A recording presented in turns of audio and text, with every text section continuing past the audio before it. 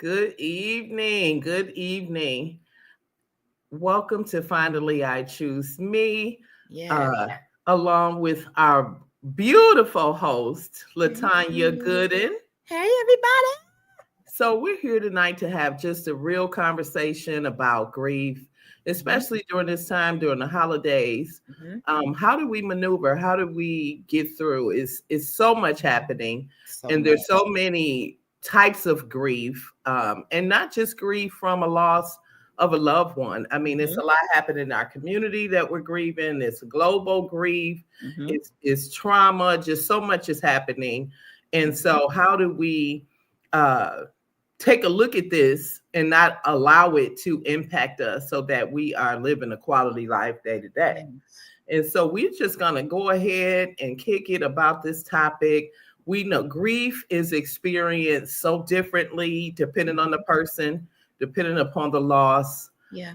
And loss sometimes, even though uh, we know that no one lives forever, a Right. loss is a loss and it impacts us greatly when we Yes. lose people that we love. And so I describe grief as a sudden overtaking of shock, which is Mm. one of the phases of grief, but Wow. kind of feeling like you're in a chokehold Yeah. and there's nothing you can do about it. You can't Mhm, breathe, you can't see, you mhm, can't think, and it kind of numbs you. Uh, mhm. Whether you knew it was coming or not, what really prepares us for Mm, a loss? mm. And so getting through the holidays, the Thanksgiving season, for some people, it's the first time that they are experiencing Thanksgiving without their loved one. Yes. For some, it's still very fresh and new. So we're going through Thanksgiving, we're going through whatever it is that you celebrate during this time and Christmas. Yes. I just thought it was a great time to discuss how do we get through this and wherever the conversation leads us. But we want to provide some steps, some thought to people who are suffering currently. I want to Mhm. say first, I'm sorry for your loss um, during this time. If it was Yes. recent, currently, some people lost loved ones just yesterday, some lost loved ones Yes. today. And so we want to offer our condolences for you Yes. first timers who are experiencing the holiday without your loved one. We are here and we just want to offer prayer and compassion during this discussion.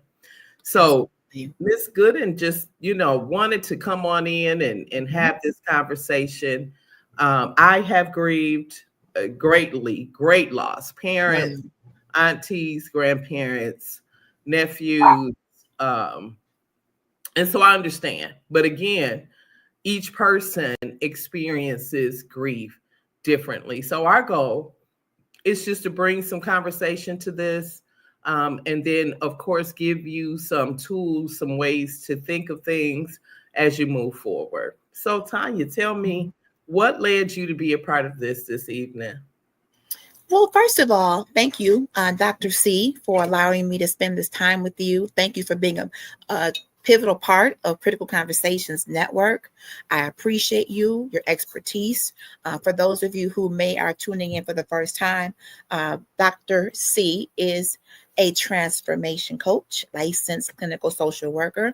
I appreciate her knowledge. If you live in the Detroit metro area, if there's anything going on in terms of mental health, you will probably see Dr. C on stage, on the panel, being interviewed because of what she does.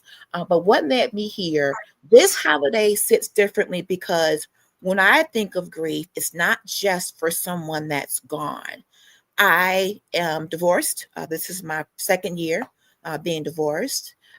So I feel I'm grieving a marriage, even though it was a turbulent one.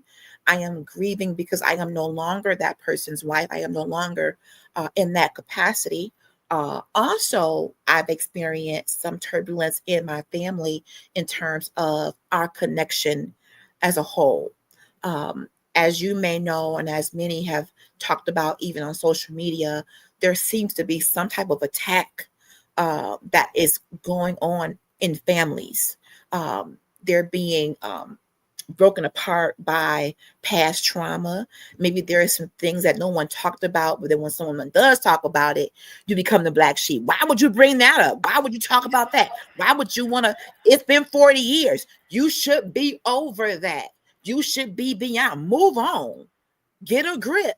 So with all that, and then my uncle, this is the third year, I believe, that my uncle's been gone. And my family, to go back a little bit, God gave me family that's not just by blood. I have a aunt that is not blood related, but she and my mom have been best friends. I'm 50. So I would say 42 years of that 50, this family has been in my life. That's family. That's a long time. So when we get together, when we were young, it was always my auntie, my uncle, all of us at their house. So when he passed away 2.5 or 3 years ago, it left a huge void in what I knew as our family traditions. When you're accustomed to everyone coming together, eating, laughing, talking, and then someone isn't there anymore. Also, my dad, he's not my stepdad per se. I call him dad, but my mom's husband, my dad, passed away in 2015. So my mom being a widow, there's these changes. You mentioned something important, like grief does kind of paralyze you sometimes when you're accustomed to having these people like permanent fixtures in your life. You don't expect them to grow older. It's like, if I'm here, you here. Don't ever go anywhere. We gonna go home with the Lord together. So I'm torn a little bit in my emotions this year. I am becoming, I am growing, I am learning me again. Outside of my marriage, I'm getting back to who LaTanya is. I've got my daughter. So it's almost as if sometimes when I feel happy, I feel guilty, for being happy. Like, no, this is the time where so-and-so used to be here. So-and-so used to be here. So I feel happy on one end, but sad on one end. I don't know if those emotions can exist together, but They for can. me, They can. They can. I think too, when you look at grief, because in my assessment of people, including myself, it wasn't a discussion of how you feel when you lose someone. I was just sharing, my father died when I was 17. No one sat me down and said, now your father is gone and blah, blah, blah. My grandmother died when I was 9. I just remember standing there. There was no conversation. There was no communication. And so as we get older and we experience these things, we're kind of left to figure it out on our own. And then there's no complete path. Of course, scientifically, there are things that's researched and said about what's considered normal grief and what's considered a healthy timeline for grieving. But we all have a different experience. Right now, it seems like we're experiencing bereavement overload. You get over, you lose one, and the next couple of months it's another. And then we have almost adopted the fact to believe that because we've lost, it's the holiday season. Well, they come in threes. I refute that statement. Because it's not founded anywhere. And a lot of times we create our own stress level by what we're thinking and what we're saying. And we do know death is the inevitable and no one knows when or how. However, we have to learn how to recondition our emotions, because we have to retrain how we think and see things, because a lot of times it's already painful when you lose someone. It's already painful. That's just what it is. But how I began to maneuver emotionally about it, we just need to just be. A lot of times we're trying to figure out what if this, and that's that bargaining. What if that, or if I this, when it's nothing we can really do. And that sounds really harsh, but it's a part of your life at this point. When we lose someone, it changes our identity. It changes the world that we once knew. That's And right. so then you're trying to figure out, how do I maneuver in this world Yes. without this person? And we try to rush the process. We try to work it out, drink it out, whatever, when we just have to be and Yes. accept what we're experiencing and feeling. Mhm. And it's uncomfortable. It's It uncomfortable. is. It I've is. had clients say, well, it's almost been 30 days. I'm like, 30 days is That's not enough nothing. time to Mm-mm. feel normal again, because you don't Right. feel normal. You Right. don't feel the same, because you're not the same. And Right. so we have to, day by day, moment by moment, minute by minute, Mhm. process our lives again. Right. When we lose someone that we love, like losing a Right. mother is like, Oh, you like, Jesus. how do I live without my mother? Come on. It doesn't matter how old you are. Mm. It's a loss. It's a greater loss for many. Mm. And so Mm. depending on the relationship, depending on how you're related, even in friendships and other Mhm. connections, Mhm. determines how you process that and how you Right. walk that out. And then Right. it intensifies Yeah. during the holiday, because like you said, for some families, they're used to coming together. They're Yes. used to having this person at the table. Yes. Maybe it was the patriarch or the matriarch who's Yes. no longer there. And Mhm. how do I allow myself to still enjoy my holiday without guilt and Mm. without saying I need to choose sadness or happiness? No, you can Mm. experience them both. Okay. And so it's about learning how to be a little more intentional in Mhm. spite of how you feel, Mhm. because how you feel is how you're gonna feel. That's I right. mean, That's right. you have to process of, what does my life look like now, Yes. and Yes. normalizing it to some degree, to the best of your ability. Um, Absolutely. but I think what I've seen oftentimes is, when people lose someone special to them, for a little while, they become debilitated. It's like, I can't Yes. even, the stages of grief, the shock, the Yes. anger, the depression, all of those things are very real. And you have Yes. to allow yourself to go through those stages. Yes. One may come before another, but one that stands out for me is, a lot of times, is anger. Mm. A lot of Okay. people suffer in anger, like, why now? Or why did it have to happen this way? And Mhm. all of that. And it's a very real emotion. It And we is. have to process that emotion. We have to learn how to be okay with being angry, Mm. but don't destroy my life in the process, or don't destroy other people in the process. Mhm. It's Mhm. okay, because it Mhm. was a loss, and Mhm. anger is a real emotion. And so a lot of times we will suppress it, because we were taught to survive, hurry Oh, up, yes. you got 3 days, you got to go back to work, That's right.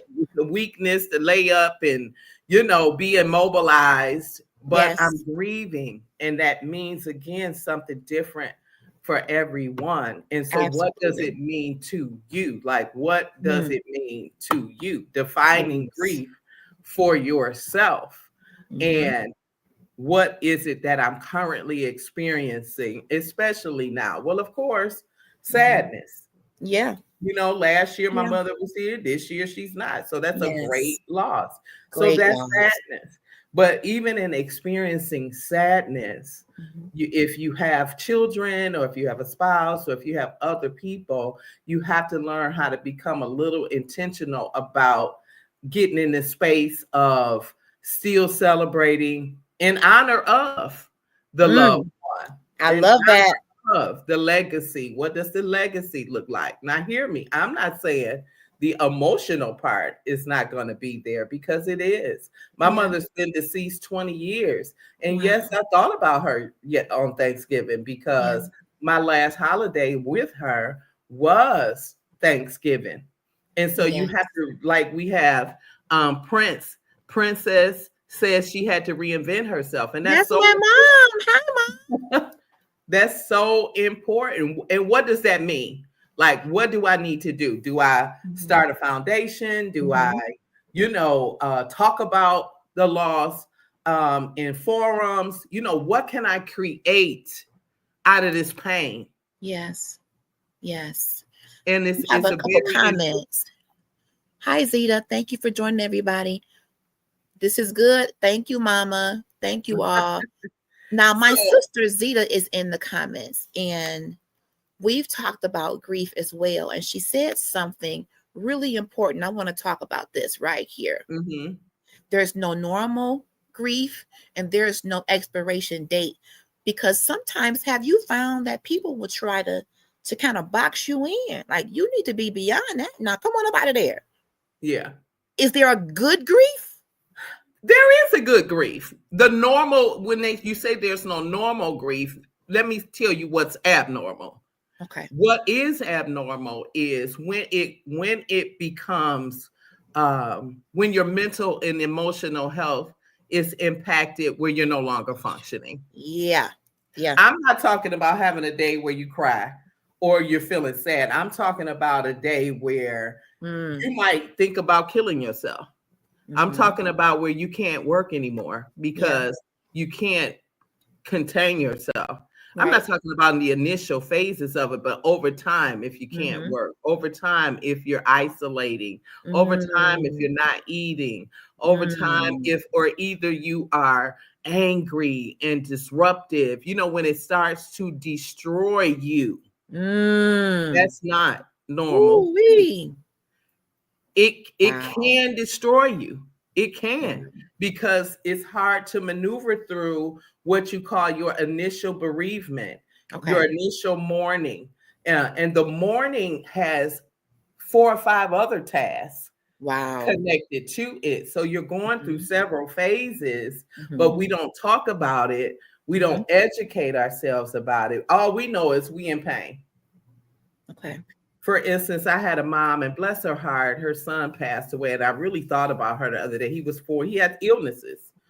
And what she realized through his death was that she has lived her life through her kids. Wow. Now, who am I when this person goes? So the reinvention, the self-discovery, the legacy, identifying it, and go with it. Go with the flow. Don't try to force or rush, or like you said, it's been 30 days. You still laid up about that.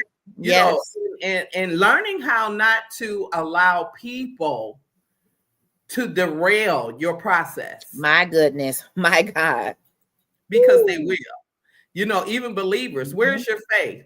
Well, my faith has nothing to do with the pain I feel of a loss. And so you have to be very careful on who you allow in your space during the time of loss and grieving. Yes, absolutely.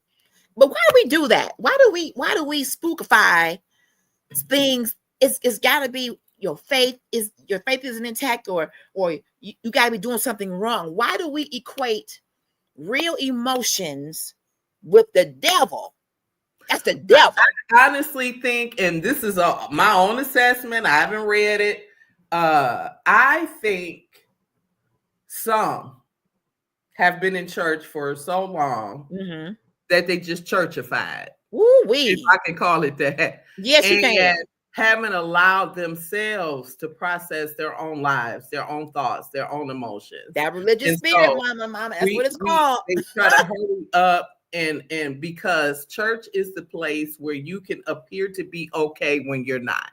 We real good at that. And so for you to suffer long and you're serving or you're a leader in ministry, then there's judgment. Yes. Well, no, I'm in pain. You don't know the relationship. You don't know what this meant to me. Yes. And so that's why it's so important to make sure your space is sacred. Oh, I like that. Make sure your space is sacred. Sometimes silence is just golden, because you're gonna be emotional, you're gonna be vulnerable, you're gonna be cranky. So when somebody says something crazy, you might snap. Yep, you might. And so that's why it's real important to know what you need. And sometimes you just don't need anything. Just to be left alone. Just to be left alone. Well, let's stay right there for a minute, because I get nervous. My mom is here. Isolation. When people choose to isolate, I get nervous. If I haven't heard from certain people, if they're quiet, because a lot of things happen when we're in isolation. What is a way that we can tell healthy isolation versus I gotta do a drive-by right now? Well, the word isolation gives a depiction that something is wrong. Mm-hmm. People Mm-hmm. have a right to be alone. That's true. That's true. And a lot of times people make assumptions that you need something that you don't need. Okay. Okay. Now, of course, if you haven't heard, it's nothing wrong with doing a wellness check. Hey, I'm just checking Yes. on you. And that's it. Okay. Because Okay. sometimes people are responding to the loss of others out of what they need instead of what that person may need. Okay. You may need 25 people around you.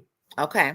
So then you assume when someone else experiences a loss, that's what they need. When they Right. need to flip opposite. I need to just be left alone for a minute so I can Yes. breathe, so I Yes. can focus. And Yes. so we have to be real careful that we're not trying to support people out of our own needs. Okay. Okay. And a lot of times that's what happens. You're I saying agree. things to me out of what you experience. That's you. Yes. Yes. Absolutely. And we experience grief differently. For example, when my grandmother passed away, I needed to be in her room, wrapped up in her blanket, next to her bed. My mom didn't need that. She needed to move forward. She needed to be able to say, my mother lived. I loved her. This chapter is concluding. She'll be in my memory. But everyone doesn't need that person's articles of clothing everywhere. Everyone, that was the opposite. I have to say, Mama, you grieve your way. Because I had an attitude. I'm like, where is my grandmother's stuff? I need everything in this room to be the same. Turn on Jimmy Swaggart. I need to hear TBN in the hallway because I need to feel like she's still here. But my mom didn't need that. She needed to be able to And go through a different way. A part of us need that because we're afraid to let go. I was, yes. Because how do I reinvent myself? How do I live my life? How do I Zeta says that's called reverse psychology. Like how I don't want to let go. So whatever I can put in my head to make it seem like this ain't happening. Yes. That's what I'll do. But then it keeps you stuck. You stuck. See, you can grieve and not be stuck. Ooh, all right now. Okay. Because you're gonna grieve. Like the last client, I told her, I said, you're gonna grieve the loss of your son. I can't sit here and give you any remedy to say that it's gonna get better quicker or later. You can one day feel okay and the next hour not feel okay. However, who are you now? And who do you want to be? And here's the thing. How do you honor the loss? Wow. So that their life has not been in vain. Yes. What can I do with this pain? I'm not saying it's going to take it away, but at least it's when you say, is it good grief? Well, it's activated. My pain, I am putting my pain in action. Yes. We got a comment here. My sister says, when I lost my husband, I had to move forward with getting his things removed from the home. It was different with my mother. I would see her regularly on every Friday, Saturday, and Sunday. And when she passed, I didn't know what to do with my Friday, Saturday, and Sunday. So like your mom said, I had to reinvent myself and move forward in my life and start doing things on that Friday, Saturday, and Sunday that will be beneficial to my mental status. Thank you for sharing that, Zeta. Absolutely. And then so that means preparing.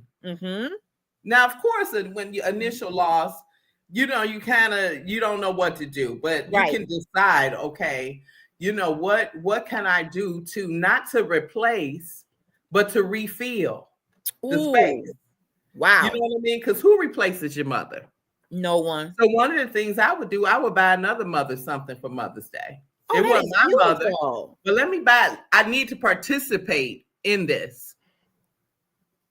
So what I would call stuck Hi, grieving is Apostle. again when you are not moving forward in life, like when the grief is now maybe causing physical ailments, when your mental health is not just experiencing a shift, but when it has become chronic. Because keep in mind, mental illness is birthed out of an inability to cope. And so Wow. when you are when you can't cope, when you can't move forward, when you're sick, when things are happening mentally, emotionally, spiritually, that would be considered stuck in the phase of grief, Right. where it Right. has caused these other factors that work against your livelihood. Well, how do you sensitively, if you notice some things with someone that's grieving and it appears to us that they're stuck, now they know more than us, but on the outside looking in, it looks as though they're stuck. How do you sensitively try to pull them out of that? Or can And you? see, that's the thing. We can't pull people out of anything. We can, depending upon the relationship, if you see me just maybe my hygiene is poor, Yeah. my wigs is matted to my head, that's something wrong with me if you see that. And depending upon the relationship can determine how you approach me. Okay. Now that I might not do nothing, but at least you can. And see, that's the problem, is how you approach people. Okay. When I was struggling with the loss after my divorce, one of my girlfriends said, "Sis, let me walk this out with you." I didn't know what she was talking about. She was a therapist, and baby, she took me down through there. Wow. But even in that, I discovered I had never really talked about the grief of my mother. I hadn't really talked about the grief of my father. So when we grieve, it triggers other loss. Yes. Ooh-wee. And so you're not just dealing with the one thing that you've experienced. All of the loss come to surface. Yes. Like when a funeral happens, you bawling because it's like everyone who didn't passed away in your life, you get this rush of emotions in that one place. Wow. And you're right. Zita said you can become stagnated, and you can. And your life is no longer, you're not living a healthy life. And I've seen it, where someone lost their mother and they just ain't been able to function again. You know what I mean? And it's such a vulnerable time mentally and emotionally and spiritually, because there are those who get so mad with God that I ain't going to church because he took my mama, he took my daddy, and if he loved me, why would he do that? That's the thing we won't talk about. That's it. Anger. That's that anger. I'm mad at God. My faith is no longer what it was because my mother didn't have to die like that, or this didn't have to. God let this happen. And so how do we help those who feel that way? That's right. You got to allow people the space to be themselves. True. That's good. I want to know too, when it comes to grief and the churchical experience, we have the funeral, we have the family hour, we sit with the family for an hour or two, and then sometimes there's a disconnect because maybe we don't even reach out beyond once the chicken wings and the pound cake is gone. Some people don't come back from some things. They don't. My mama gone. That's one reason I came to church. So she gone. I ain't coming back. So how do you think, what can we do to try to keep a connection without seeming intrusive? Well, see, and I know I'm so direct. You can't stay connected to somebody who don't want to be connected. True. True. We got a comment, back down memory lane memorial, which we had and was successful because it brought back all the good memories of our loved one that we lost. That's a nice thing. I like that. So one of the things that's good, when I created Free to Grieve, it was to let people have the freedom to say and do whatever they needed to do in honor of their loved one. So if it was storytelling, tell me about your nephew. What was his favorite color? What was his favorite phrase? What is it that he liked to eat? Sometimes just those simple things. Well, tomorrow in honor of my nephew, I'm gonna eat oxtails because that's what he loved. Just some simple things. I love that. To honor them. Sometimes we make it bigger than what it is. The truth is they're not coming back, and we want them here physically, but it's not happening. So how can I do some smaller things, day-to-day, weekly, anniversaries, their birthdays, that honors them? Yeah. And so it keeps the memory alive. Yes. I feel sometimes that I'm a little hesitant to have conversations about my deceased loved ones because I'm afraid it's going to be too emotional for someone else. I love talking about my dad. I love talking about my uncle. But to my mom, who's his widow, I don't want to trigger anybody. Well, you don't know until you ask. That's very true. See, we make a lot of assumptions, just period. That's one of my pet peeves, period. Don't just ask. Like, will it trigger you if I talk about this? Okay. Or can we, during the holiday season, like now, can we take an hour and share a memory or share a thought? I used to go and do grief with Crime Stoppers. And those families had lost loved ones to violence.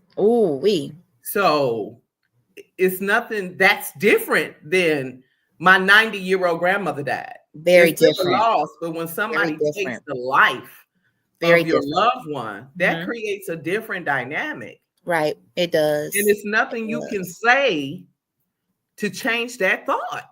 That's right. But what can we do? It's still a loss. Yes. How do we manage that anger? How do we manage you feeling like if I ever see this person, I'm gonna take them out the game? That revenge. Yes. So we have to create sacred spaces for people to say what they need to say.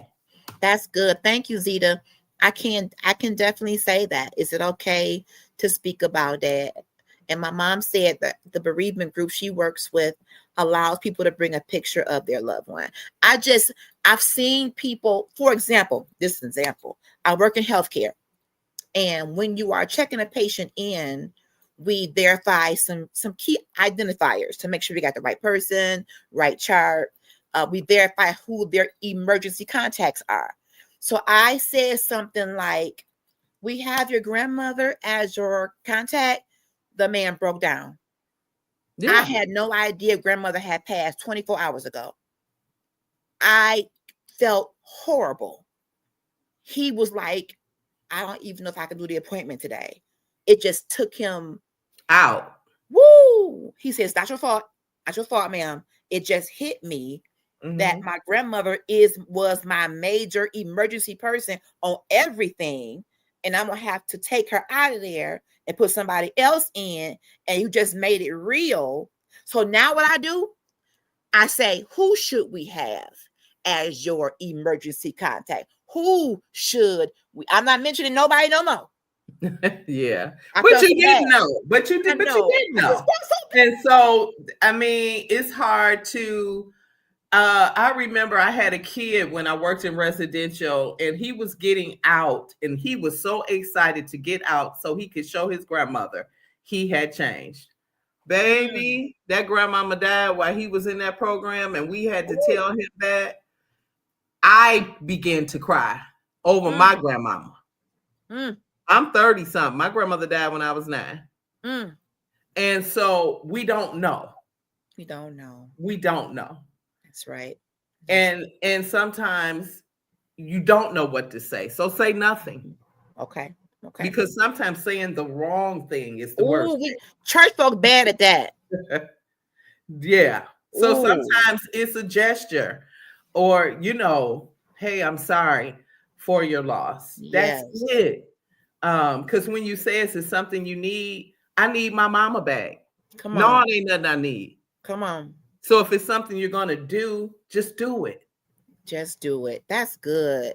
Just don't do ask. it. Just do it. And just then the saints said, well, what happened? Well, what they sick? That's because we are fed off of other people's pain. Jesus. Woo. Why you got to know what happened? Why?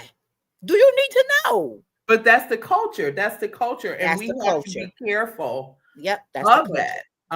Yep. When I lost my baby at 6 months pregnant. Wow. She lived a day, she died the next day. Oh, I cannot describe to you the pain. And people would say, just have another one. What? How insensitive is that? You could just have another, but I wanted that baby. Right. They would say to me, you're young, just have another one. The wrong thing. That's very insensitive. And so people are insensitive. People feed off of other people's pain. That's why you have to be careful. So during the holiday season is when you're grieving, it's real important to know and decide who you're going to be around. Yes. Who you're going to be around. And if you decide not to be around anybody, that's okay too. That's okay too. Yes. Then you have to be intentional. You know the day is coming. You know the first holidays are coming without them. Being intentional about your time on that day is really important. I love that. So preparing for first times, preparing for that absence. Yes. But even like I've given out ornaments with the picture of the loved one and put them on the tree, or create a space over a chair. When my son graduated from college, they had a little space in honor of my mother, and these things are simple things, but it helps you to honor their presence that in your life, even though their physical presence is no longer here. Okay. And so you have to be intentional. Journaling. If it's something you want to say to your loved one. Oh, I love that idea. Write it out. That's nice. I like that. Just say, look, Mom, Dad, whomever, today is the day. I miss you. I wish you were here. If you were here, I would say this, or I would do this. But it's just a way to release emotions and thoughts that you do not want to suppress. Wow.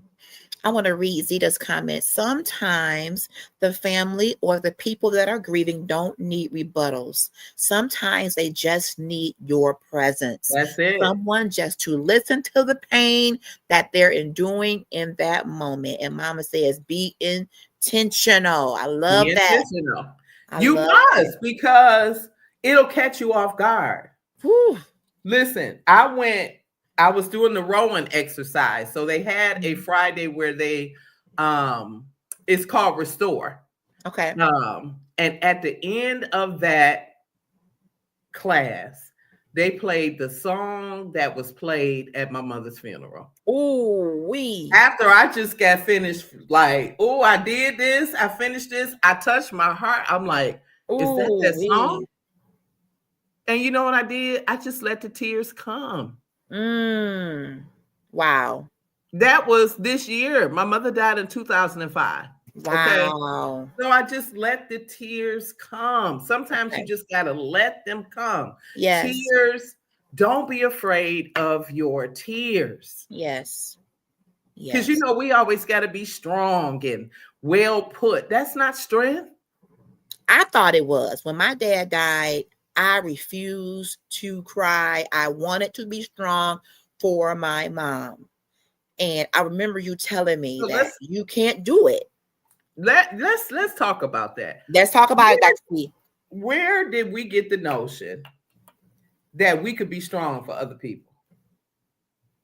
That's our culture, maybe. Is that our culture? To That's be something strong we for? made up. That's something we made up. We I'm did. not strong for me. So See? how to be strong for you? So Wow. we created this idea that why can't we all cry together? Why can't we embrace each other and cry? Why do I have to suppress my tears? Yeah. And seemingly it's gonna help somebody else that I suppress. It's killing me. Yeah. That I won't allow myself to cry. Right. Because I'm thinking that I can be strength for a woman who just lost her husband. Yeah. I can be supportive.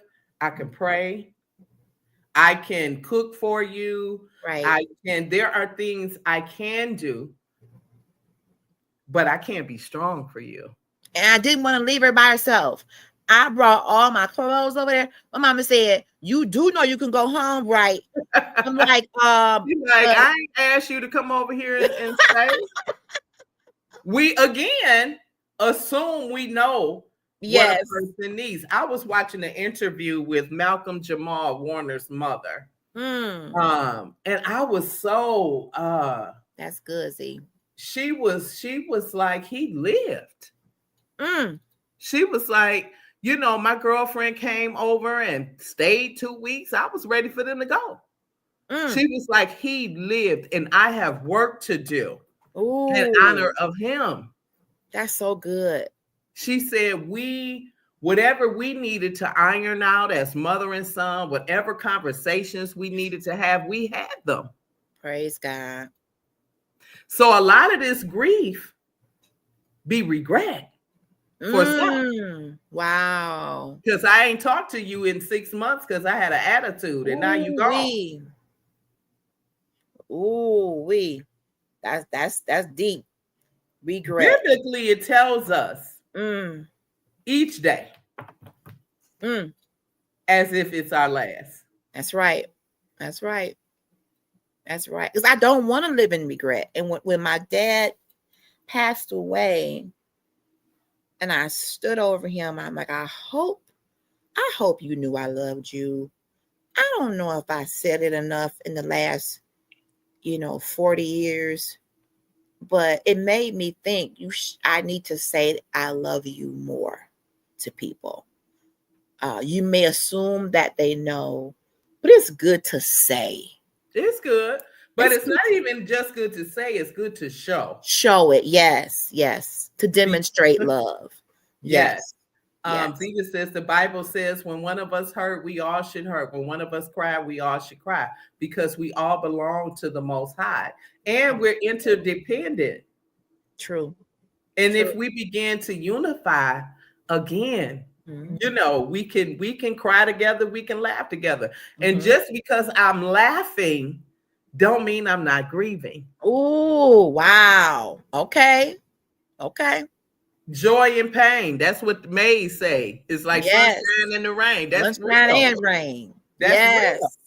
But we have to grasp that as you travel through your journey, then there is the final stage of grief is acceptance. What does that look like? What that looks like is I have accepted that this person is not here. Okay. And it doesn't mean it doesn't hurt me. Right. But I have decided to live out loud again. Okay. I decided whatever trips my mother didn't get a chance to take, I'm going. See, I love that. You know what I mean? My mother died at 60. I'll be 60 in 2 years. So I'm living. Live. Wow.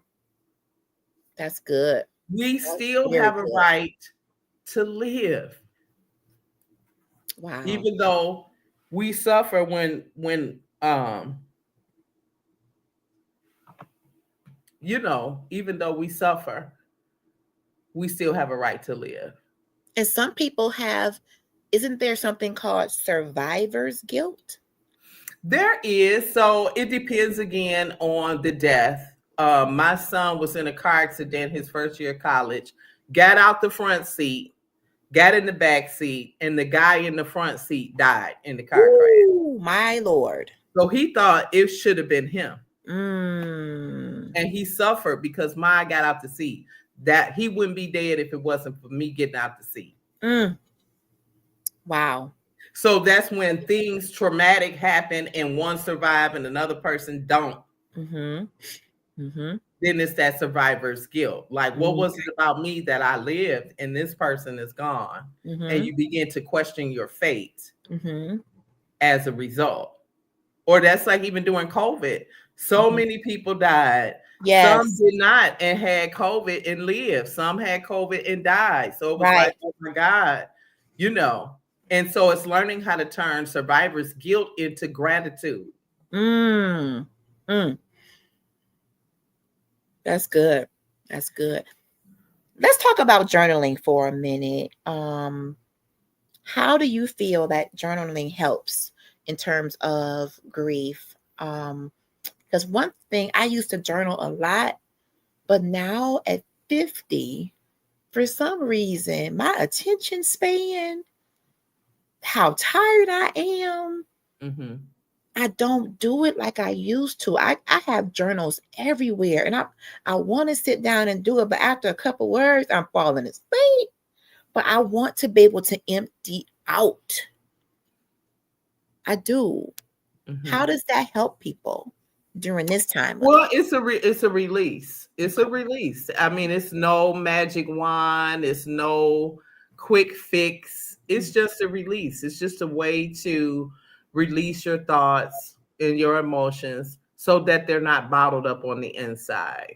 Yeah. If you don't have someone that you can call and talk to, it could be a sacred practice. You can, you can put on some soft music and decide that I'm going to focus in this moment and, practice a healing process. Oh, I like that. They have journals for grieving, guided journals, like what would you say about this person today? Or what about your life have changed since the person left? And you would answer those questions. Oh, wow. Because it's a way for you to identify who you are now.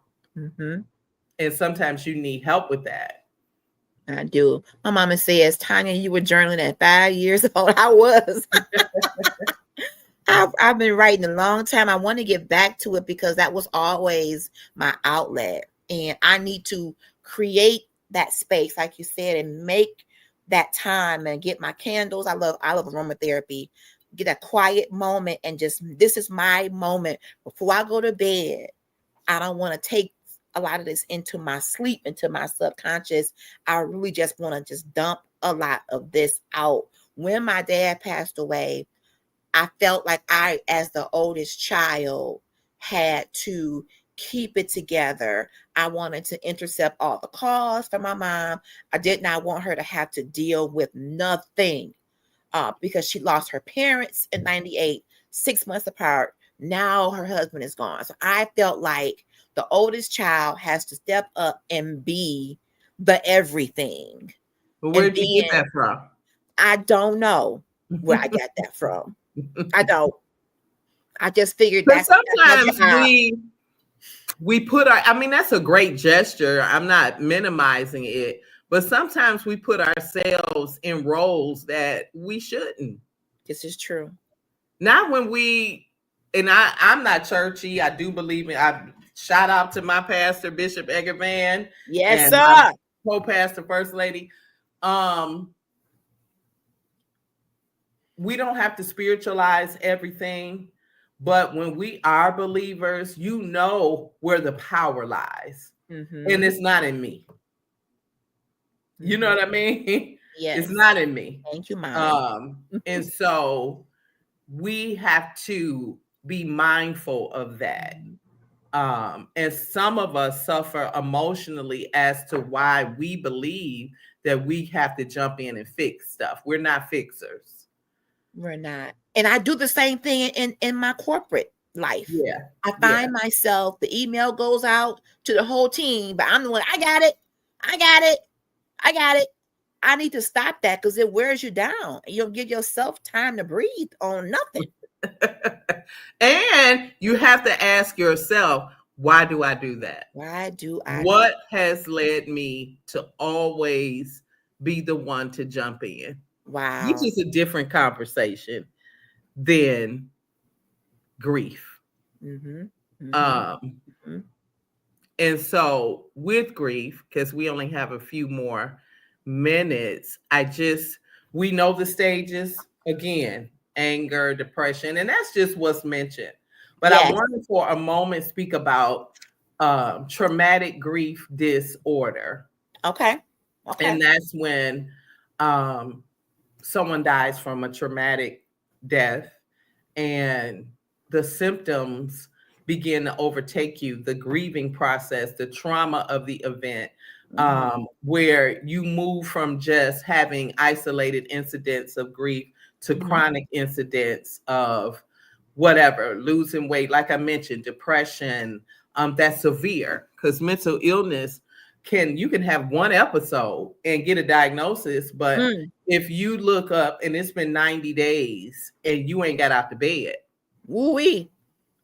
then that is something where, hey, look, I need some help, because that's not the way to manage. Yes.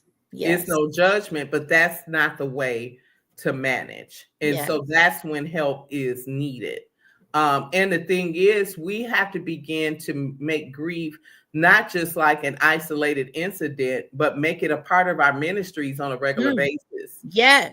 Make it a part of these forums, because grief in the African American community is different. Woo. That's a conversation right there. We got a comment. Zita says, we do put ourselves in positions that we are not asked for, because in our hearts, we feel that if I show up for this person, that things will be better for them. Exactly, sis.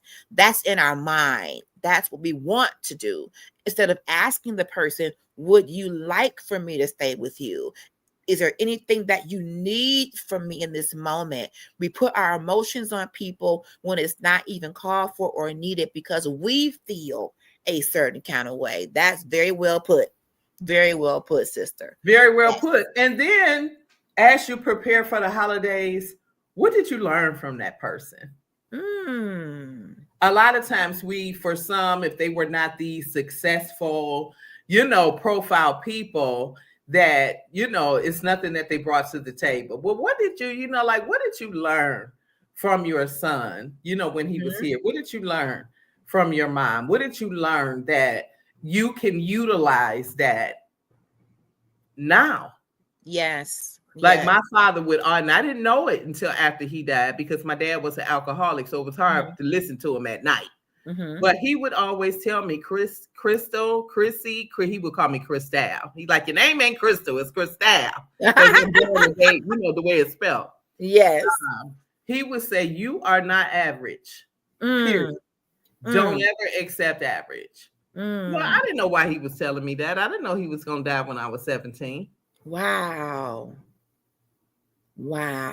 So it didn't dawn on me until his death, what the things he was saying to me or showing, in spite of the dysfunction. It was still things that he was saying to me to prepare me. And so sometimes we have to sit back and say, well, what can I learn from that person, or that's no longer here, that I can activate, which is, what is their legacy? Legacy is not just about money. I know the Bible says to leave an inheritance, but it's also, how did that person communicate? Did that person, was he funny? Did he make us laugh? What were some characteristics about that loved one that that can make your heart feel good? And so learning how to highlight those things in your life. Absolutely. And that's why when my mother ministers, and she is an ordained preacher. Amen. And she's been preaching for a while. Every time I see her at the podium, I see my grandmother. And my grandmother was the community prayer warrior. She was that one that everybody called when they needed, prayer, or something good happened, something bad happened, they would call Ruthie Mae Carter, and my mom's phone rings just like that. And I have the same thing with me. I guess that is our way that we continue the memory of Ruthie Mae Carter, because my mom's house was called Prayer Headquarters, because Okay. a lot of prayer going on. And my mom is that person. Her ministry, like she said, she ministers to the bereaved as a part of her ministry. And she's able to do that because she's gone through the loss of her husband of 30 years. So, yep. We had one more here. Sister says, my father passed when I was 18 years old. He used to always call me unicorn. Wow. I never understood why until I became an adult. Wow. Yep, Yeah. mommy, that's the legacy. Legacy. And Wow. that's the thing. Sometimes we, in the midst of the pain, have to say, well, what did they leave behind? Yeah. That is beneficial, not just for me, but the people around me, or Yes. for generations to come. Yes. And so it's really important to not just focus on the feeling of the loss, but activate, that pain into some other methods, for your livelihood and for the people around you. But those things are all intentional. They are. And it's just not going to happen. You have to decide to call it activating your pain on purpose. Like I gave big parenting conferences after my mother did to help parents, because just whatever you can do. Now, not, like other cultures, they start benefit dinners, and they start, foundations. they do all kind of things in honor of their loved one. And so just sitting back and asking God, what steps do you want me to take now? To bring whatever maybe they had a dream that they didn't fulfill that can be now birthed. And so those types of intentional things in getting through the holiday, and not just the holidays, period. The holidays intensify things because we are a culture that gather and eat and entertain and do all of those things, and it's very hard to maneuver. But when you have a legacy behind, you can decide to focus on that in spite of how you feel. But a lot of people, I need to just feel this way because I'm honoring them because I'm in pain. Wow. And if I decide to move forward from this pain, I feel like I'm not loyal to my loved one. Wow. And the loyalty is not to die when they die. Ooh, that's powerful. It's to My live. God. It's to live. It's to live. The loyalty to them is to live. Because Ooh-wee. I shall not die. Come on. But live. Yes. And declare the works of the Lord. Ooh, that's good. So now I'm going to take this pain and I'm going to activate my life to the next level. That's it. And what does that look like? Wow. That's good. I love that, Dr. C. What does that look like? My grandmother's, one of her last wishes was me to get my degree.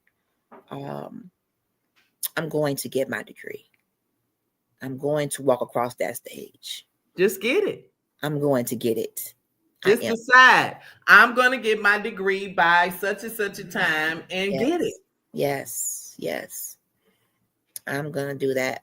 And I want to help others go to school. I want a scholarship in her name. I want to do things in her honor. I love that. Get your degree. Amen. And everything else will follow. I'm going to do it, Mama. I'm going to do it. I think this has been a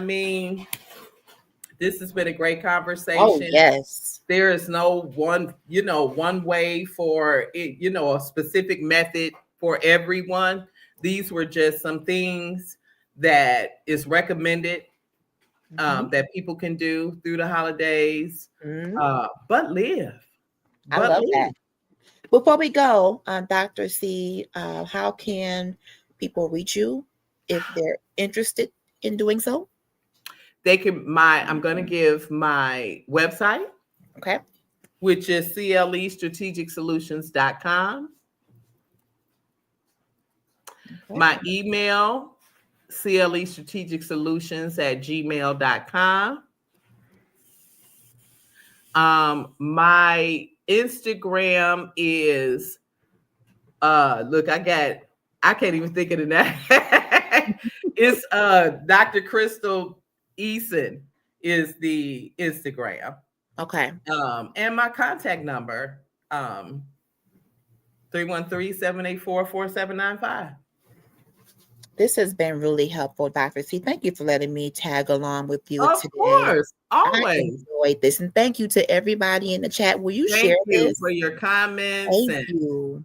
Great engagement. Thank you. Please share. Please tag, follow. Finally, I choose me is a whole community. Please go ahead and follow. Dr. C gives great content and encouragement on how to choose you and make you a priority. Where authenticity intersects with purpose. So Amen. love to have you in the group. So yeah, join the community. We're getting some things coming through here. Thank you, Dr. C. Thank you. Thank you. Thank you. This has been awesome. Thank you, sister. We appreciate you all so much. Yes, we do. And we will be returning with this topic because it's ongoing. Absolutely. All right, Dr. C, you got your last words, and we're going to get on out of here. Hey, my last word is live. I love it. It's I love it. I'm going to live. I need y'all to live too. All right. Yep. All right. So, all right. Have a good night. Bye, everybody. Thank you, Dr. C.